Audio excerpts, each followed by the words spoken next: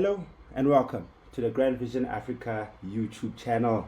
My name is Lee Molete, also known as the South African Engineer, and today I've got the honor of interviewing a very brilliant built environment professional by the name of Mr. Gracious O'Neal. Mr. O'Neal is the founder and director of Edrijo Close Corporation that was established in 2004. He's a dynamic, results-driven professional with over 6 years experience in entrepreneurship, project management, youth development. He has a proven track record in successfully managing a business while actively engaging in community initiatives to empower young people. He's a project engineering technician with experience in project management, as well as a 4-year record of successful overseeing of multiple phases of multi-million rand construction and refurbishment projects. Also major municipal road projects backed by strong credentials and a proven history of adherence to standard engineering practices. Without further ado, ladies and gentlemen, the Maverick. Welcome, sir. Afternoon, brother. Afternoon, brother. How are you doing? No, welcome, brother. Introduction. Welcome. I appreciate it. It's a pleasure. It's a pleasure. Can you tell us about your upbringing and how it has influenced you to be the person that you are today? Okay, well, I guess I'll start from the beginning, which I'll date back to maybe, I can't say the year exactly, but maybe around 2010, you know. And I remember standing outside my mom's house, and there was a man or an uncle or something like that. And I was like, yo, man, when I grow up, I want to be a drawer or a designer, you know? And he was like, you're going to be an engineer. You're going to be a civil engineer. That's what he said. You know? And I looked at this guy and I'm like, bruh, what is a civil engineer? You know? And he's like, you're going to be a civil engineer. Don't worry about it. He left it there. You know? I think I was still in primary school at the time. And then I went on to go into high school. I went into a technical high school. I was a C student. I wasn't like great. But also I wasn't trying too hard. So it wasn't like, you know. And then I got into varsity. And then when I got into varsity, I'd actually applied for architecture at UOF. Okay. You know. Okay. So I had passed all they have this extensive entry program for architecture. Like you submit a design, you create a product, you know, it's extensive. There's like 5 stages. So I'd passed all 5 stages, and then it reached the point where you needed to pay a deposit, and then you needed to show up the first semester the next year. So I showed up, and then as soon as I just walked into the building, I just felt like this negative like energy, like they didn't want me there, you know. And I went to the receptionist and I'm like, yo, I'm here. It's my first day. We're supposed to sign up, whatever, for architecture. And she's like, no, your application was actually rejected. I'm like, yo, but I paid for, you know, the deposit and everything. She's like, no, your application was rejected. I remember stressing. I'm like, oh, I'm not going to go into varsity. Maybe I'm going to take a gap year. And then I don't know what ended up making us go to CUT, which is Central University of Technology, where we met. But something said let's go to CUT, and when we got there, I did a walk-in application, and I went straight to the Dean of Civil Engineering, and I gave him my metric results, and he's like, you're accepted, you're starting tomorrow. And that's how I started studying civil engineering. That's crazy. The similarities in our story. The similarities in our story. Perhaps it's not something we've actually discussed, but I actually went through the same journey of UFS architecture, and I ended up at CUT. But we'll talk about that another day. But that's amazing. So this particular individual that that inspired you to become a civil engineer, is it someone that you knew, or was it like just a random person? Look, if you would ask me now, I don't know the person. I just know that it was someone family related or a family friend. I can't point out the person. I can't say I know the person. I don't even remember. I just remember there was a man that said you're going to study civil engineering. And it's a memory that's been in my mind for like years and years. you know. And every time I'm like, yo, I'm a civil engineer. I remember I'm like, that guy started it when I was like Yeah. maybe 13, 12 years old. You know, he prophesied, if some people will say, you know. Okay. Okay, no, that's great. That's great. Yeah. That's beautiful. It's a very inspiring story. So, and then how did you actually end up in business? Because I know outside of civil engineering, I Yeah. know you are an entrepreneur as well, Yeah. and youth Yeah. development as well. You are quite involved in your community. So, how did Yeah. you start, and how did you like end up doing that? So, my business bone came from my dad. My dad is a business development consultant. He At some point he formed a part of, okay, so let me start. I'm from a town called Clarksdorp, you know. It's quite a small town, but it's developing. It's a largish town that's developing. And my dad, during I think around 2007, 2006, 2008, he was one of the top entrepreneurs within the town.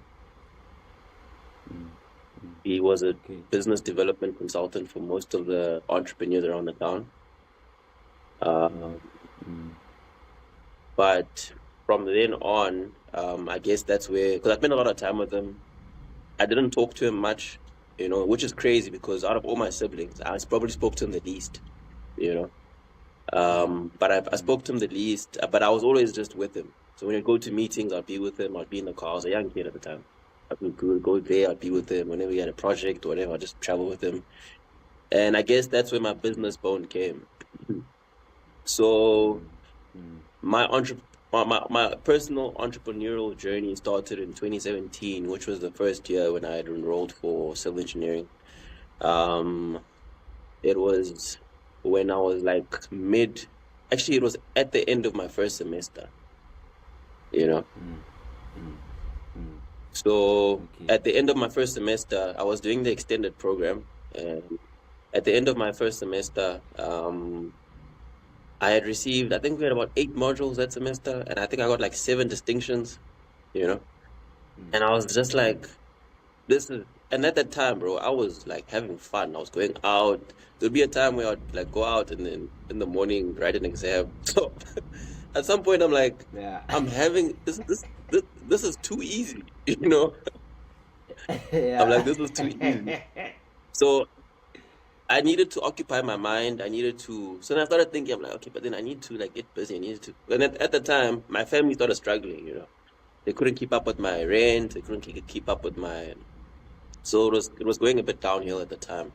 So I'm like, I need to start making money, So I had applied for an internship, and that internship, I had applied for an internship in Clarksdorp. So whenever it was holidays, I would come do an internship. And when I applied for the internship, I'd actually told them that I don't want to get paid. I just wanted the exposure. So they thought I was crazy, but they said, okay, cool. So I worked there only the first month, but I worked so hard that first month that they said, you know what, we're gonna start paying you. So they agreed to pay me a salary of about 2.5. You know, I remember the amount. They paid me 2.5, and that 2.5 was able to help me like pay rent, whatever. But then fast track to towards the end of 2017, I started thinking, I'm like, okay, cool. I've got this internship. I'm still passing at school. I need something else, you know. And this was around the time when I had bought the shelf. It was actually a shelf company. That's how Edrijo was started. It was a shelf company which my dad had bought, and I bought the company from him. So that's why it's established from the registration numbers from 2004.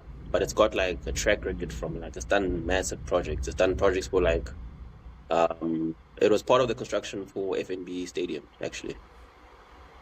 Yeah, that's massive. That's massive. Yeah, so I bought the company from my dad, and then that's where my entrepreneurial journey started.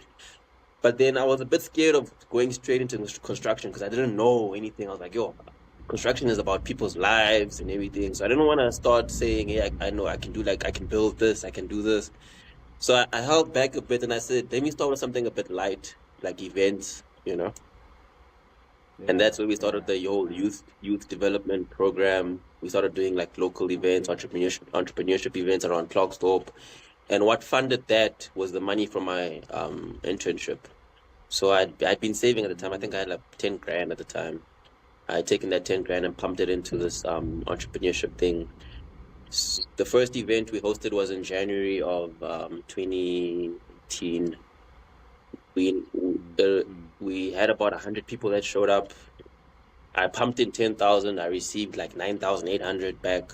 So I just broke even, if not, you know. And then we're like, no, we need to go bigger. That event was small, you know. And then we launched something that we called the Clarkstop Street Market, you know. We were going to bring entrepreneurs to come through, and they were going to like have their own stalls and share their businesses, and we were going to like network, you know. And that was set for June of 2018. And the way it made so much noise, like the way it had so much traffic, the way it traveled. I used to get calls from police officers from Potchefstroom. They would call me and say, yo, bruh, we hear you're doing an event in Clarkstop and you're doing it on a street. You know what I'm saying? At the time, I'm like, I think I was 19 or 18 at the time. You know? Yeah. You know? And then I'm like, yeah, no, I'm doing an event. They're like, okay, cool. Now we're going to come through. I'm like, you're going to come through from Potch? They're like, yeah, we're going to come through from Potch. I'm like, okay, cool. A week before the event, by the way, to run an event on a street, there's a whole lot of clearance. You have to clear with the police. You have to clear with your local traffic department. You have to clear. So I had cleared all those things, and I had paid all the registrations or whatever forms we needed to do. So at that time, we were just pumping marketing, you know. So a week before the event, I get an email and I get a letter sent to my mom's house from the mayor of Clarkstop. And the mayor says, we hear there's an event that this kid is doing, and he's doing it on a street, and it's making a lot of noise. And we're worried, you know. And we're inviting you for a meeting. So they invited me for a meeting. I went there at the time, I had a team of it was a very, very good team. Like, if I could work with that team today, I would, but they all scattered. I had a team of I had a secretary, and then I had an events manager, you know. Even though, you know, I called them that, but it wasn't like so structured, you know. So, but I had a secretary and I had an events manager. I went with those two people to the meeting, and I thought it was going to be a discussion where we were going to say, okay, listen, where the municipality would like to assist you with this event so that we could make sure that it runs smooth, because it was making a lot of noise, bro. Like, we were invited for radio. Like, we were expecting at least 2,000, 3,000 people for that event, you know. Yeah. So in the meeting, we didn't even meet with the mayor. We met with a lady. I don't even remember that lady. Okay, I actually do remember her. I work with her now. That lady ended up, it wasn't even a meeting. It was more like a warning. She sat down with us, and she sat down and she's like, listen, your event's not happening. We're scraping it. Please make another plan, but your event's not happening. We're blocking it. And if we hear that your event is happening, I'm going to come and arrest you myself. That was what she said. You know? And I'm like, bruh, we paid the traffic department, we paid at the police station for the event organization, the event organizing, whatnot. And we had already booked sound and a whole bunch of things, and we had made arrangements for the street. And she's like, listen, I could give less of, she literally said this, I could give less of a, you know? Yeah. She's like, my boy, make another plan. I don't care, you know? This is a week before the event. I walked out of that meeting, like, stressed, bruh. But God works in mysterious ways, you know? So, leading up to that event, like, I think a week before, 2 weeks before, actually, 2 weeks before the event, I was already preparing for the next event, which was going to be in September. So the idea was initially to do Clarkstop Street Market and then do Clarkstop Sky Market, so that it could show a certain way of, like, you know, growth. Like, okay, we were on the street, now we're now we're on like a rooftop. So I had made arrangements with the mall. There's a mall in Clarkstop, City Mall. I had made arrangements with the mall for the rooftop parking area to turn it into like the event. I had booked it for September already at the time. Yeah. So as soon as I walked out that meeting, I literally remember walking out the municipal building, and I thought to myself, I'm like, sorry. We spent the whole 6 months from January up until June preparing to sign a contract with the mall. They were so resistant. They didn't want to do it. And they only signed it the second week before the event. Are we together? Yeah, we are still we are together. Yeah. Okay, cool. So they signed it that second week before the event, and then I remember walking out they signed a contract that, okay, no, we're gonna allow you to do the event, but they'd given us rules, have this in place, and then you guys are good for September. Yeah. I remember walking out the meeting and thinking, it's not gonna work on the street. So I called the manager of the mall, like, yo, bruh, I know we said we're doing the event in September, but we're doing it in 1 week. And the guy said, and it's a white guy, it's a white old guy. He said, I charge you 5,000 to book it per day. Do you have 5,000 to pay? If you can pay that 5,000 today, then it's fine. You can come book the thing. I'm like, okay, cool. Send your account details. I don't even know. Like we had made so much money from ticket sales. I had the 5,000. This is before the event. I had made so much money from ticket sales. I paid the 5,000. Then we had to rebrand the posters, and we were prepared for the Sky Market. And we had about just under 1,000 people show up. We made about, I think, how much did we make? About 60,000, I think, from that event. And 60,000 wasn't profit, bro. 60,000 was enough just to cover expenses. It was enough for security, enough for, and that's where my entrepreneurial journey started, because I had made so many deals. Like, I told security, listen, I don't have money right now, I'll pay you after the event. I told the sound guys, I don't have money right now, I'll pay you after the event. So we were depending on numbers, You know what I'm saying? So the day of the event, people kept paying, people showed up. We had about just under 1,000 people come up, and that was the money. So then we paid security, we paid this. Okay, we made 60,000. We thought we made a lot of money, But after paying everyone, I think we had about 2,000 rand left, and I had agreed with my team that the money that was left was what we were going to share, But it was 2,000 rand left, and I remember sitting with my team, and everyone was just like, 2,000 rand from 60,000. They looked at me like, are you an entrepreneur or what, me bro? Those numbers are not doing. Because it's not profit, it's turnover. It's turnover. Bro, you know what I'm saying? Yeah. You know what I'm saying? So I think some of the people maybe are still angry. Yeah, sorry. I actually remember that time when you were doing the street market. I was so fascinated. The Sky Market. I was so fascinated by it. And how come you never did it again, or is it something that you are still busy with? I think so. Let me get to that. All right. Okay. I'll get to that in the next year. So I think So after that, Fast Track 2018. That was actually my worst year in terms of academics, because I was so focused. Now I got what I wanted. I was so busy with business that I neglected school. So 2019, that's when I said, you know what, I'm gonna take a break.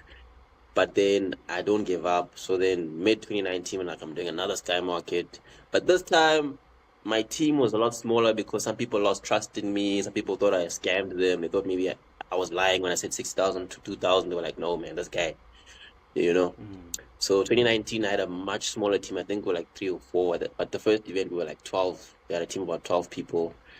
So the second event was about 3 or 4 people. We still tried to do the event, and also it made a lot of noise at the same time. And what delayed was that I was waiting for an invoice payment to pay. And on the day of the event, that money never showed up. Actually, 2 days before the event, the money never showed up. And I had to postpone it by another week. And even after a week, the money didn't show up. But I went to my mentor and I'm like, yo, bruh, I'm doing an event. My money is not showing up and I need like 10 grand. my mentor, by the grace of God, brought me the money, and then I was able to do the event. I lost all that money. It was probably the worst event. We only had like 50 people show up because we had postponed it a week later. It was terrible because, yeah, it was just a mess. So then I took a break. I said, I'm going to focused on school, 2020, 2021, you know. And then 2020, that's when I started tapping into more in construction, civil engineering. That's when I got my first job, you know.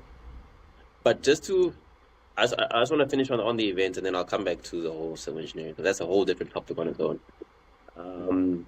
The events thing was, after the second event, I just told myself that, you know what, if I'm going to do this again, I'm going to do it with the correct infrastructure, with the correct,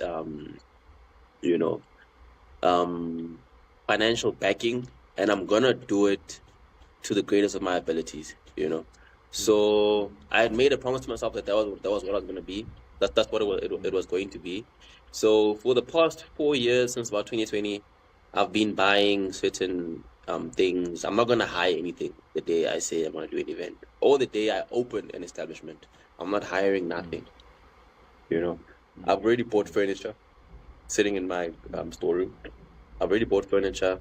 I'm in the process of buying the sound system, which costs a lot of money. I'm going to have my own DJ decks. I'm going to, so that's where it's at. It's just that I didn't want to, it's heartbreaking when you do an event or when you do something with your last money, dog. The money that you're supposed to eat with. You know, if you have 5,000 and that's the only money you have, you can't go and do an event, bro. You're gonna see flames. After the event, you need to eat. If you have your own place, you have to pay rent. You know, there's running costs, there's petrol, there's all these things. So I told myself, I'm like, hey, bro, I'm too old to be risking like that, bro. I'm not going to be in a situation where I'm struggling with fuel or whatever. So I've just taken a step back and told myself I need to really envision this properly. I've got the branding set up. I've got stuff, clothes, soft stuff, golf shirts already bought. There's a lot of things that are already set up. So the day I say I'm running this thing is going to be at the day when, yeah. So that's where we're at with the events right now.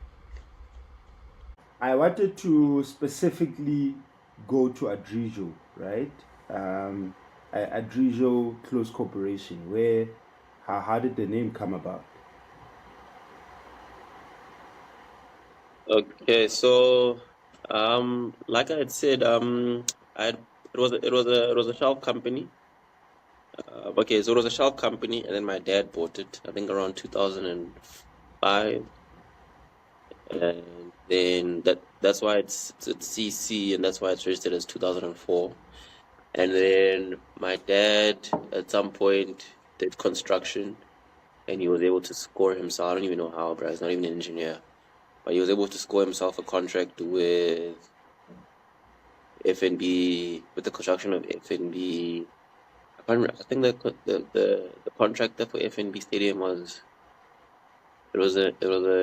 in England, a company from England or Germany or something like that. So he scored himself a subcontract with them, you know.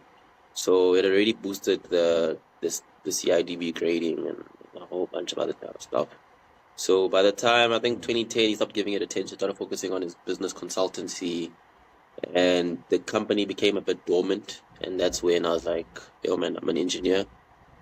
In the future, I would like to, eventually run construction and do so forth. So with the backing of what the company has, let me buy the company from you. I actually wanted to take it from him, but my dad is very formal. He's very no man, especially if you're a man, if you're a boy. I'm not gonna give you anything for free. You're gonna have to buy it from me. So I bought it from him, and then that's how Edrijo became mine. And then as soon as I got it, I started branding myself with Edrijo. Now everywhere I go, people say, "Hey, man, you're Edrijo, you know." So everything I do is Edrijo. Every single design, every single project I've done, it's been branded with Edrijo. You know, so yeah. Nah, no, that's beautiful, man. Which really shows the benefits, I guess, of a legacy of business in family, you know. But even in that, it still shows that like you can still do it differently as a father, as a parent, to say that I'll give you a start, but at the end of the day, you still have to do your own thing, which is a beautiful thing. And I've also always wondered, like, why do you think the way that you do, and why are you so dynamic at such a young age? And I see the background also helps. So you guys generally are a business family at home. Yeah. Okay. My sister Okay, has then, a all right, safety. go ahead. Yeah, I was saying my sister has a safety consultancy company, which is doing quite well. Also based in the Northwest. My brother has a tech business in Bloemfontein.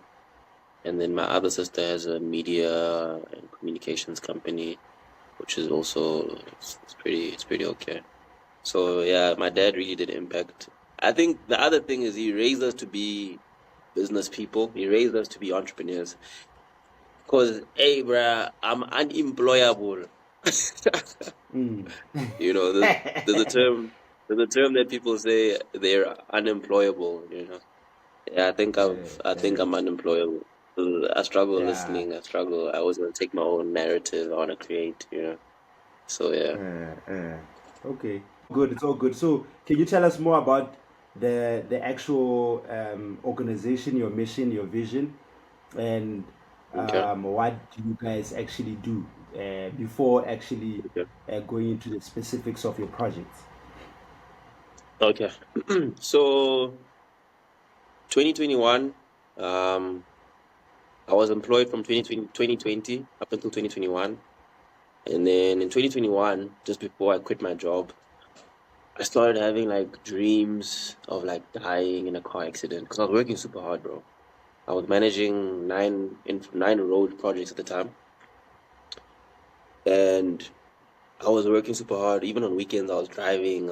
But I was so. I think some people would say you start. What's the word when you start like what's it blackout, man? What is it when you when you start Burnout. burnout? Yeah. So I was like, I started having dreams about being in a car accident, bruh. So I was just like, I think I'm gonna go back to running my own business. So 2021, I left my job, and then I said I'm gonna focus on my business. And then that's when I created a company called, it was a subsidiary of Edrijo Construction, which is actually Edrijo CC. And then I created Edrijo Tech. Within the first year, that's when we were able to score our first contract, which took the business to a whole another level. We were able to invest into about 2 vehicles at the time. I was able to invest in some office infrastructure. That's a project that really took everything up. And then 2022, but it was a tech contract. It wasn't like anything construction or civil related. Yeah. So then 2022, that's when I said, you know what, I need to get back into engineering. I need to get back into construction. So that's when I started pumping more energy that's when I pumped more focus onto the regional construction side of the business, which is where now we got 2 projects to manage, 2 local school renovation projects. I have posted about it on LinkedIn. The first one was in Pendleton, the other one was in Potchefstroom. So those ones we managed simultaneously. And then also in the same year, we also got a toilet project in Limpopo, but that was also on an engineering. It wasn't like actually as a contract. It was more on an engineering point. So that's when I posted a job on LinkedIn looking for a resident engineer, so I could post him in Limpopo. And then that was 2022, 2023, which is what, last year? 2023, those projects ran a year.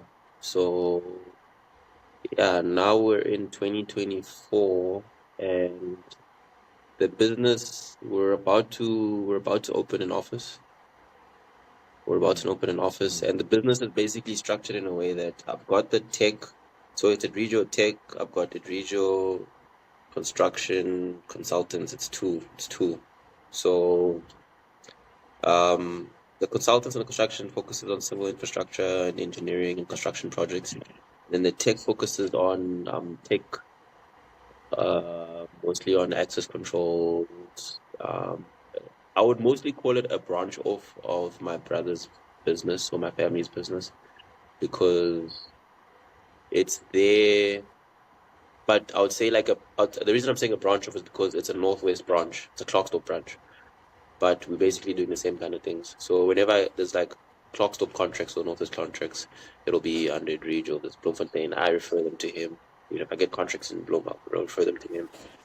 But that's the only reason why tech is still there, and it's basically the main business, because that's the one that took off. That's the one that was able to fund even us saying, okay, let's think of going back into construction.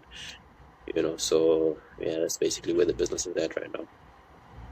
Okay, yeah, it's it's early diversification, but it just shows how important it is to not put all your eggs in one basket. Yeah, yes, So okay, no, that's awesome. So I see that you guys do a lot of commercial, industrial, and residential projects, residential development projects. One specific one that I'm very interested to hear about is the OMV milling plant. Can you tell us more about that project, and what was your role, and what did you sort of learn and achieve from that particular project? Okay, so that project, it's basically the highlight of what's structured and created the vision for where Edrijo is going to go in the future. So that's why it's such a highlight, and it's a project that we did this year. So this year there's a white guy, and funny enough, he was in our class in engineering at CUT. Really? Yeah. It's a funny story, Okay, bro. So interesting. there's this white guy. He dropped out of engineering at some point, but he was one of the white guys that was in our class. Okay. And he dropped out, and he's 29 or 28, and he started a construction company. But he went straight for the mining industry. Nice. Nice. And the company's doing really well. In about 2 months, in the first 2 months of this year alone, they turned over about 40 million in 2 months. Just in the first 2 months of this year, 40 million. And it's ran by a young 28, 29-year-old white guy. He doesn't come from a rich family or anything like that. He just, he ran it through. Yeah. So I met him around March, April. No, actually April, yeah. Yeah, March, April. And then I started working with him. And he's the one that brought me into the mining industry. He's the one that tapped me into the steel infrastructure business. And exposed me to a mine which is called OMV. It's a local mine here, but it's massive. It's crazy. So they are developing a milling plant, a gypsum milling plant in, I think it's in Joburg, but I forgot the name of the town. So they required design of the milling plant, construction of the milling plant, fabrication of the steel of the milling plant. So that was a project which completely unlocked a different side of my, intellectual thinking. That's where I was tasked with designing. I was tasked with creating the designs. Okay, designing for the client. Client once approved and then appointed us. Then I was in charge of designing the steel components, the entire structure for fabrication. So, which is a huge task. Which means that all steel components, the plates, the sections, the eye sections, are things that I had to design intensively with another engineer. We designed it intensively for the OMV mine. It took us about 2 weeks, but we did that, and then we had to manage the construction of that. So it's one of the projects which just it was a headache, but also a blessing. You know. Okay. Yeah. No, that's massive. That's massive stuff. Exposure is at the pinnacle of what makes one person different from another. Yeah, Exposure. yeah, So I can imagine the amount of experience that you gain from that. Um, yeah, I'm particularly interested to hear, ne, why, yeah. which obviously I guess will lead to another question that I have about Okay, where do like young engineers get it wrong? Uh, like how do okay, you find projects and opportunities? Is it just a matter of dreaming and going for it?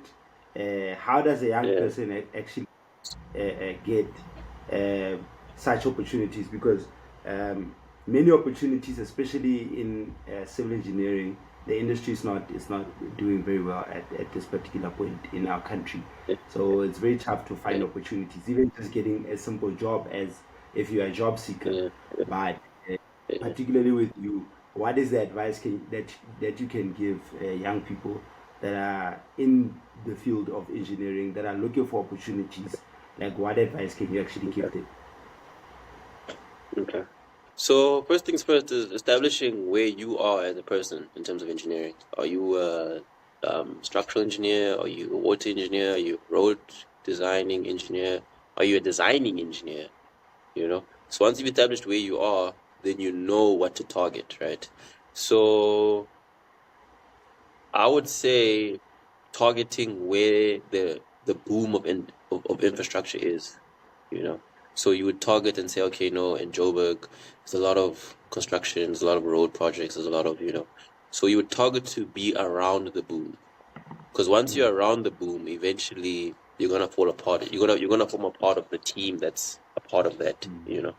mm, So first things first is establishing yourself, and then secondly is doing some market research or researching where the specific projects that you're interested in, you know, are, and then located. Yeah. finding a way to get yourself to that area, or finding a way to conversate with the people that are in that area that are busy with that, right? Once you've done that, it's just a matter of networking, because I'm gonna give you a scenario, right? I'm gonna give you two scenarios of how networking has helped me reach where I am today. First scenario is I'm in matric and I'm in grade 12 and I'm preparing for my matric farewell, right? And I'm with my date and I'm looking for a car. I'm driving around town looking for a car. I'm like, hey, man, who's gonna take me to my matric farewell? My matric farewell, you know that car thing that they drive you through, you know? Yes, So I yes, kept thinking, I'm yes, like, what yeah. am I gonna do? And then on a Sunday, while I'm at church, there was a man driving a very nice Mercedes-Benz C-Class, you know? And I was actually nervous. I was with my sister. I was actually nervous. I'm like, yo, bro, I want to ask the guy to drive me down my matric fail. I was nervous. And I actually wasn't gonna talk to him. But my sister was like, nah, let's go, let's go, let's go. And she went to him and she's like, yo, my little brother has a matric farewell, you know, would you be able to help us take him, drive him through? And he was like, okay, that's weird. You want, because by the way, this is what he said. This is funny. He's like, you want this car? Really? You know? Yeah, this car. Really? It's like this, you Yes. know? It was a C Uh, class, you know. I like the C class at the time, you know. And he's uh, like, uh, okay, cool. When? Here's my numbers, you know. And then I got his numbers. And then on the day of the matric farewell, I was sitting at the back of the car, and my date was next to me. And I don't even know what made me ask him. I'm like, what do you do actually, sir? And he's like, I'm a civil engineer, you know? And second person. then I'm like, oh, okay. I'm like, bruh, me next year I'm doing architecture, you know? But anyway, it's good to know. Conversation ended there. He dropped us off. I never spoke to him again. In the next year, in 2017, when I was looking for an internship, he's the guy I texted. So I texted him, I'm like, yo, bruh, I need an internship. I'm too bored. I'm killing the school thing. I need an internship for some work. I don't want to get paid. Don't think I want to get paid. I just want to learn and, expose myself to the industry. And he offered me a job, which ended up, he offered me the internship, which ended up being a job.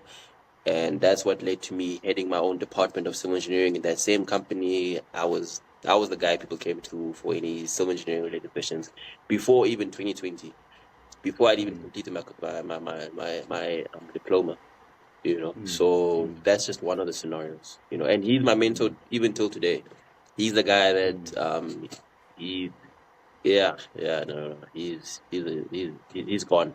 The reason I'm saying the reason I'm saying networking is so important is because he's so big up there now. He throws small projects at me now. So whenever he's got a small project or like he's like, hey, talk to my kid or my, they are the guy I've been training. He'll handle that project, And that's the power of networking. That's the power of networking. That's the power of maintaining relationships, being transparent. Because I've realized that some people meet the right people, but they're in such a rush to make money, or they want to knock them, or they want to be dishonest, or, because, in engineering, it's very easy to be dishonest.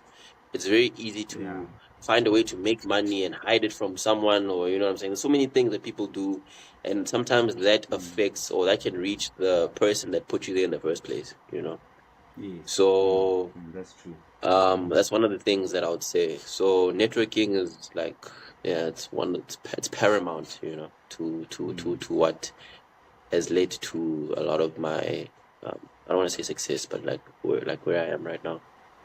No, that's beautiful. What's the second scenario? You said there are two.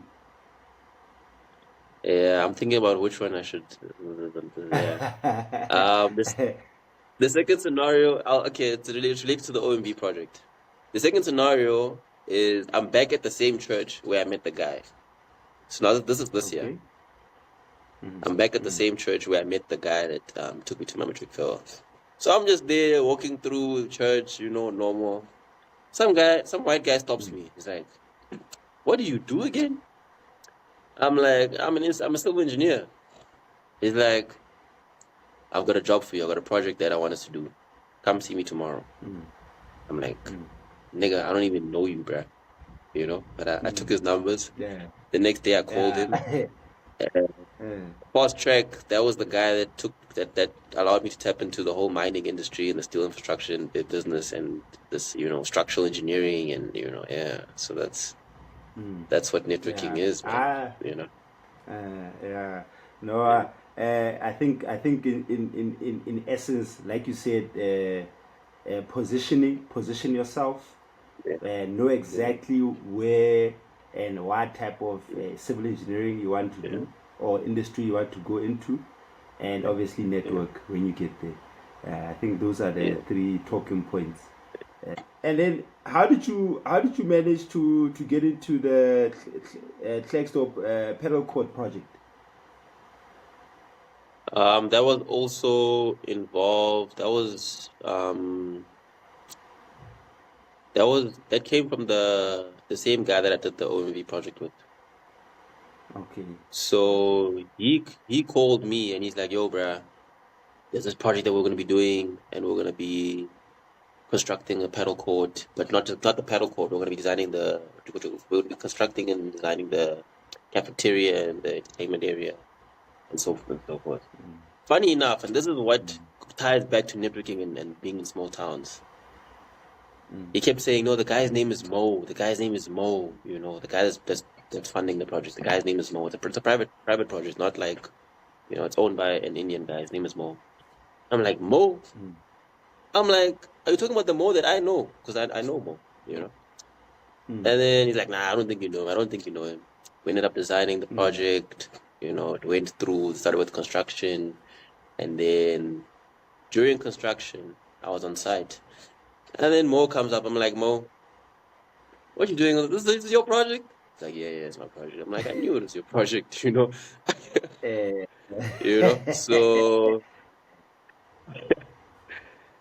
so that's just a story of how, we all know each other, and we constructed the entire area, and then that's what led to us. I created my own design of of a paddle court. So Mo had subcontracted people from like Cape Town to come and construct the actual paddle courts. So I went on site after constructing the cafeteria and the entertainment area around that.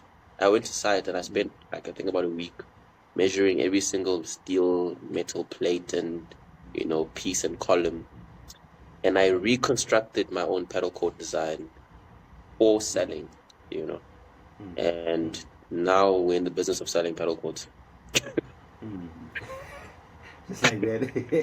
Just like that. Just like that. No, Yeah. the thing is also like what inspires me about your story and what you have achieved so far is the sheer understanding that the sheer nerve, to go there and actually do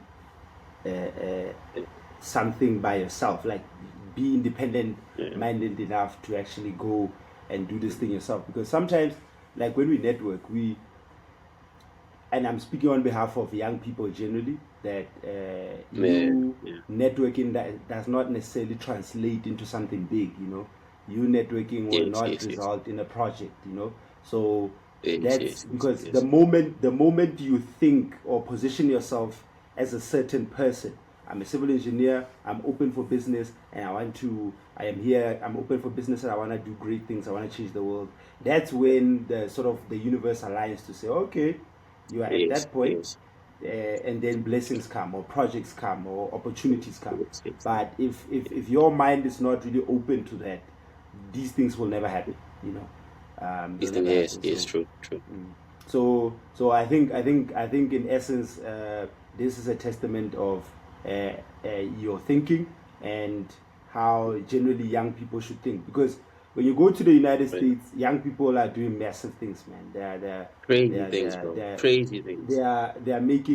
They're changing the world. They're changing society. They're making money, and there are no limits basically to how they think. Yes. Yeah. I think it's a very good way of thinking. I don't know if you want to say much about that, because it's actually one of the questions that I wanted to say. What's your advice to young engineers? What advice can you have for them outside of what you've already shared with us? Yeah. Okay, so I've realized that, especially with like the younger generation, right? The content they consume is American. They consume a lot of American content, and which I personally have a problem with. I have a problem with people that consume a lot of American content. But that's a story for another day. So they consume a lot of American content, and when they watch like an American engineer or American person or American young person, they try to adapt their story to theirs as a South African kid. They think, oh, okay, no, cool. If I go do this, and I also become successful, or I also have a Urus in like 6 months, or I also have a Lamborghini in or a Bentley or whatever. And the truth of the matter is, South Africa is a completely different ball game, bro. It's a completely different ball game. And the other thing is, right, in America, if you get an award, whether it's like a business award or like Young Entrepreneur of the Year or whatever, or Young Entrepreneur of the Town or whatever, those are like big things in America. You know what I'm saying? Those kind of awards put you in rooms with the mayor, where now the mayor has to fund one of your projects or like one of your innovations, and then once you do that, that puts you in a room with the I don't know, the provincial, I would say provincial leader. I don't know what it is in America. But and then eventually you end up meeting the president, and then you end up on YouTube. Hey, I'm this young guy that did this, and it seems so easy. Whereas in South Africa, I've won awards, bro. You also you on TEDx, So I think you can also attest to the fact that no matter how much of these things you do, you can sit with the mayor today, and tomorrow you'll still be broke. You know what I'm saying? Yeah. So these like American ways of, okay, no, but I won an award, or no, I'm speaking at this event, or I'm they don't translate into I don't want to say value, but they don't translate into income. They don't translate into like true positioning in South Africa. Yes, you talk to a few people, yes, but it doesn't really bring in, you know. And Yeah. this is where something that one of my other mentors said to me, he said it to me in 2018. He said, the only way you're going to make it in South Africa as a young person is if you create enough value of yourself, And at the time when he said that, I didn't understand what he was saying. He said you have to create value. You have to become in demand, And at the time I didn't understand what he was saying. I thought it was just like waffling. I didn't, I was like, okay, cool. I hear what you're saying. But it's only now when I'm in demand, I understand what he's saying. He was saying you have to do enough groundwork. You have to burn your fingers enough time. You have to learn how to do this, unlearn how to do that, learn another skill. So if I was to translate this into engineering, I would say you have to be an assistant resident engineer. You have to be a resident engineer after that. You have to become a clerk. You eventually have to learn how to compile tenders. You eventually have to learn how to be a quantity surveyor, even though you're a civil engineer. You eventually have to, become a designing engineer, even though you're an engineer. You eventually have to become a road projects engineer. You eventually have to become a water engineer. Eventually, you know what I'm saying? There's so many things that you have to do. And after like 6 years, 7 years of doing that, it's like, and I've experienced this, it's like it becomes so, like you sit in a meeting with engineers and you just have an answer for everything. You just know. Oh, okay, we're doing a tender. No, submit this. You know what I'm saying? Oh, no, we've got this project. Okay, you need to do this. You know about payment certificates. You know about, project timelines. You know how to do project scheduling. You know how to do tender administration. You know how to do project planning. You know how to manage a project. So there's so many, and that's when you've become a person of value. That's when it becomes a point where people fight for you. People say, man, that man, no, bro, I need you here. They're like, I'm like, dude, I'm busy with that guy's project. They're like, no, I'll pay you 2 times what that guy paid you. And you want to go there. They're like, no. And that is only achieved by being the small guy long enough that you become the big guy. That's deep. That's massive. That's massive. And it actually shows the importance of being patient, because what you just said only happens if you are patient enough. If you're having patient, done so many things, having done so many things for such a long time without being recognized, then when the opportunity comes, then people are surprised at how dynamic you are. They don't know that hey, you went and you were an intern for many years without even being paid, or learning from someone who you thought or they thought that they were like stressing you out, but at the end of the day, you are actually learning from them. So it's very important. It's very important what you just said now. And then let's talk about. Can you chat to us about inclusivity in conversations around the built environment with decision makers? All right. So where I'm at right now is that I've proven myself in certain areas, right? So now what I'm fighting for is to become a part of the national conversation around infrastructure or, construction projects, right? You know what I'm saying?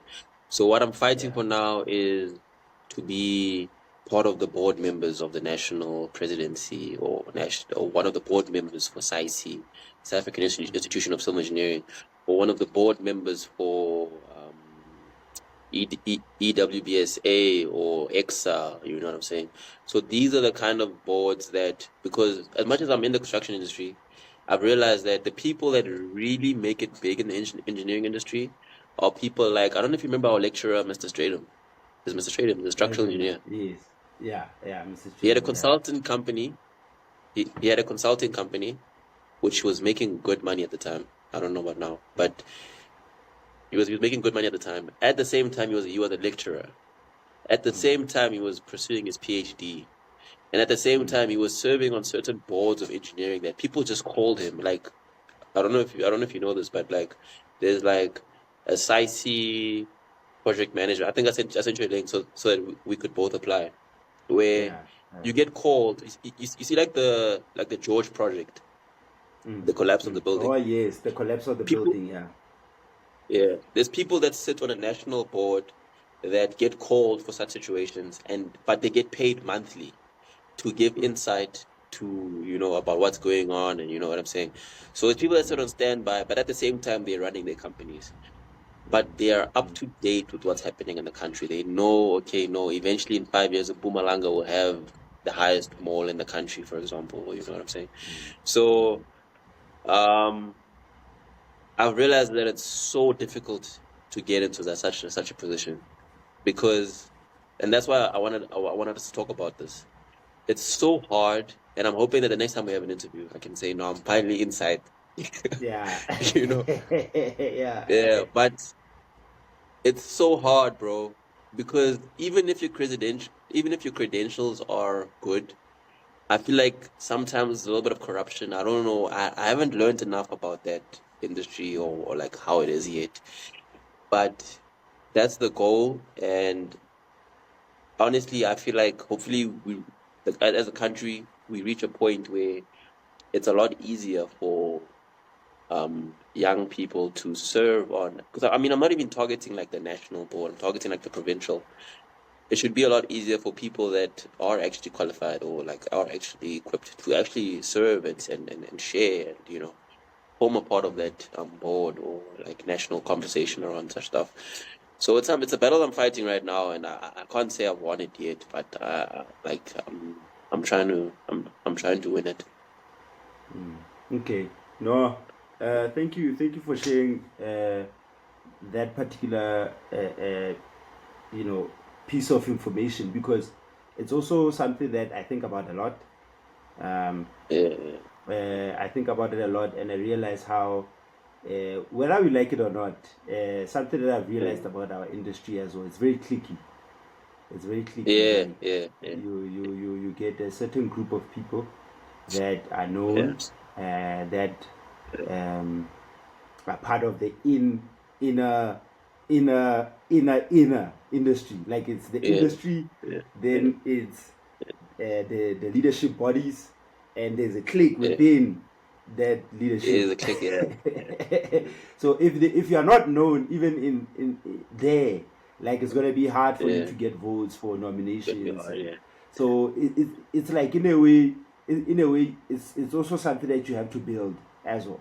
You need to be part of Yes, the yes, yes, yes, conversations. yes, You need to be known. yes, Even on the SIC group there, yes. you need to comment here and there, Need to comment, yes, yes, yes, yes, yes, Yeah, yes, you need to be yeah, known. So yeah. Need it's to really really a show your formula. head and like really, yeah, Yeah, comment. When people post yeah, things, you need to yeah, comment. yeah, yeah, That's why for me, even now, it's a big passion of mine to create a platform, and a platform for everyone, where we can get yes, yes, yes, the yes, CEO of WBHO coming on this platform and yeah, yeah, sharing yeah, insights, and people hearing questions being answered about questions that they've had all their life, but they've never had access to someone of that caliber or that stature. So creating a platform for young, especially aspiring young engineers, entrepreneurs, designers, and all is a very big passion of mine. So all the best with that, and I'm looking forward to hearing how did you crack the code, because I think it's a code that needs to be cracked.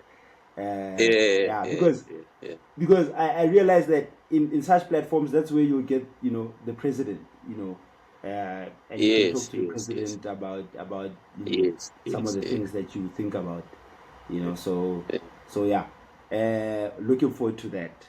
yeah. Then my last question is, what is your vision for the future of the built environment in South Africa? What is your vision for the built environment in South Africa? Okay, well, I would like to see the. I would like to form part of the conversation around it. So within the next 5 to 10 to 15 years, I would like to be part of the national, or like the national committee or the national board. And once I'm there, I would like to be one of the contributors to certain infrastructural developments or decision-making positions, and say, listen, let's try and move infrastructure more towards that location, or no, Soweto needs this, or because at times you sometimes wonder as a person, why are they building a road into a like this weird. Sometimes there's such weird projects. There'll be like a road that's being built into a location that doesn't have electricity, or an area that doesn't have electricity. Then you're like, why are you building a road there? Why don't you prioritize maybe electricity and then build the road?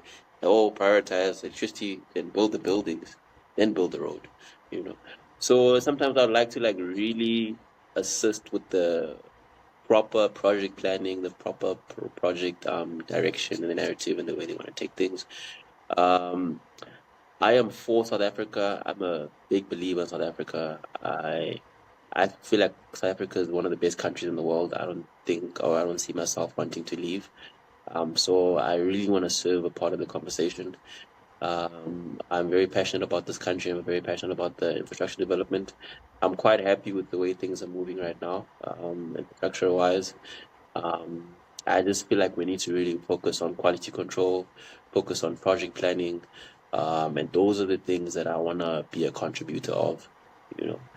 I want to eventually be referred to as one of the main guys that contributed and pushed that.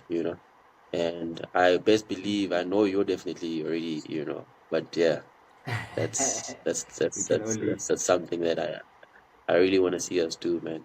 And I think what really stirred that inspiration was when we were managing the student chapter for SAICI, and even though it wasn't on like a really massive scale, but things like going to Joburg and being part of the national meeting and seeing so much, and at the awards, and it really opens your eyes, and you end up realizing like, okay, sharp, we were part of this organization, but I really want to do more, and I really want to I want to see something happen, man. I want to create something, and those things stay with other people.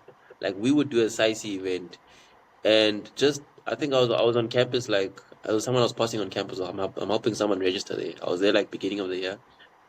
And then I passed on campus, some guy passed me, he's like, yo, bruh, you once gave me a really good message. You were on SAICI, And I'm like, oh, he's like, yeah, I'm also on SAICI now. I'm like, oh, okay, congratulations, And it's like, we don't realize the small things that we did at the time, That was a small thing. That was a student chapter.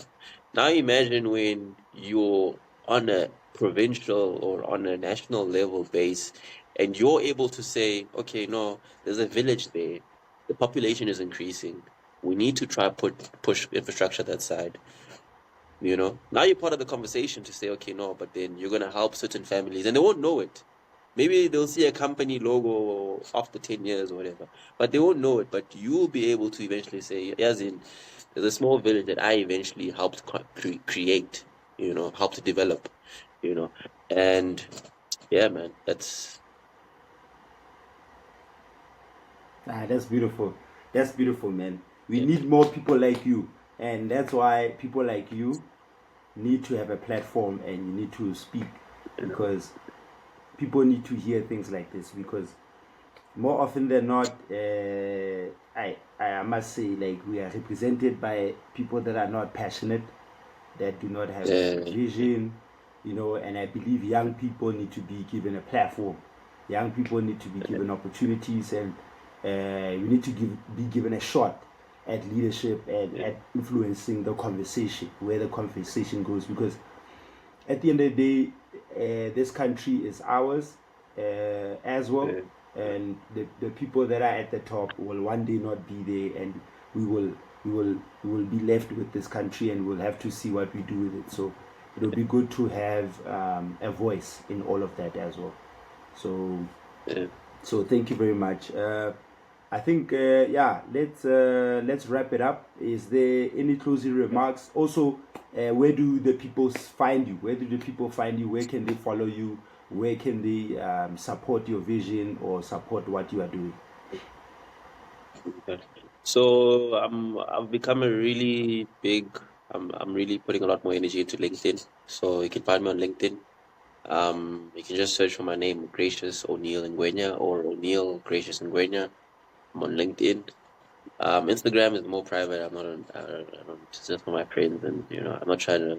Yeah. But my Yeah, company is understandable. also on. My company is also on LinkedIn. Edrijo Consultants. And then there's an Instagram page as well for Edrijo, but that hasn't been really active. But as soon as maybe things start picking up, we're gonna be a little bit more active on Instagram. But yeah, that's where you can find us. And yeah. I know. Thank you very much, my brother. Thank you very much for your time and your knowledge. It's very much appreciated, and I'm sure the followers will also appreciate it and they'll benefit a lot from it. So, yeah, let's wrap it up. Thank you very much. Thank you, brother. Take care.